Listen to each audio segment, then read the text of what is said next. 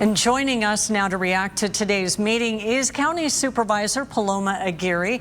Aguirre, of course, the mayor previously at Imperial Beach, and you've been on this long before you were mayor in IB. We worked together as well. We were down at the border so many years ago. What was your reaction today to the roundtable with Lee Zeldin?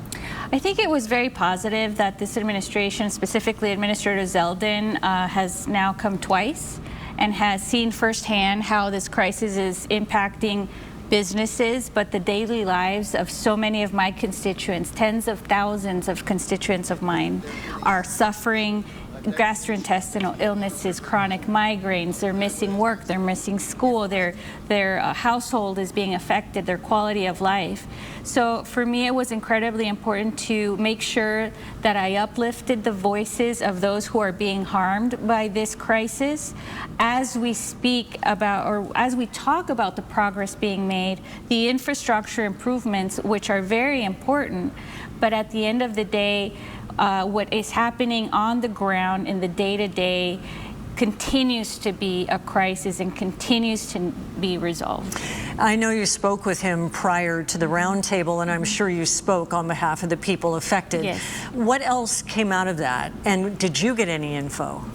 Well, what I was very appreciative was that he's very open to share information, you know, as soon as he gets it, as soon as I offer to provide our data. As you well know, the county is making a lot of efforts as it relates to an economic study, an epidemiological study we're spearheading. We're working to remove the hotspot. We're working to expand their purifier program. So that information I was able to share with him. Obviously, he continues to put the pressure on Mexico for their commitments.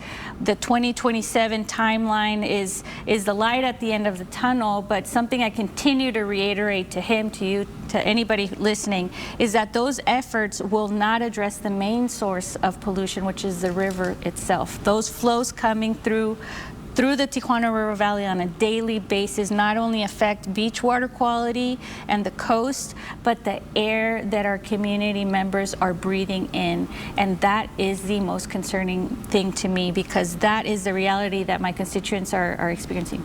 Did you get a reaction to your diversion idea? Is he open? Yes, we talked about it. We talked about it having been in the EPA infrastructure comprehensive solution. It was actually listed as one of the alternatives. It didn't make it into the record of decision, but that is something that we're going to continue to explore, because until that is tackled, we won't see this crisis alleviated, really. Some optimism there. He was very optimistic, saying the beaches would open. Would you go that far?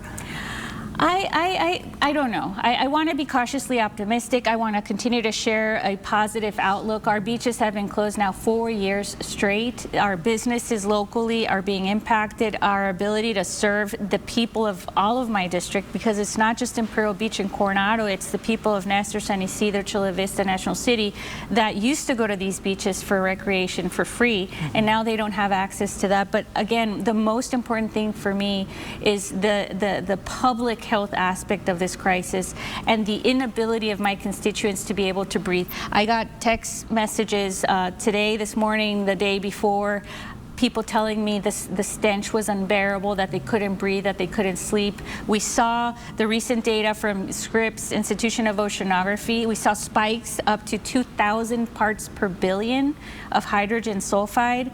The standard, as you know, is 30.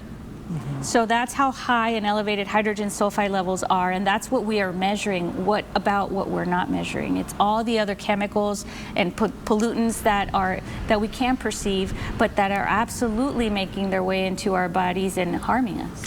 Zeldin's been here twice. He's talking fast tracking. Is it coming fast enough for you?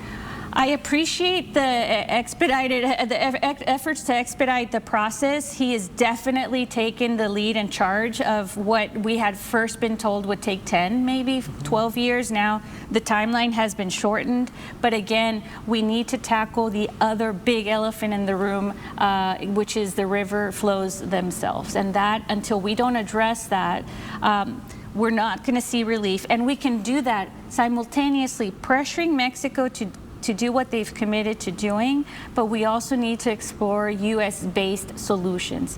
Look, is it going to cost us? Yes. Can we send the bill to Mexico? Sure. And I'm open to that. I'm open to exploring every single possibility. The main goal is how do we reduce the harm to our constituents in South Bay as fast as possible today.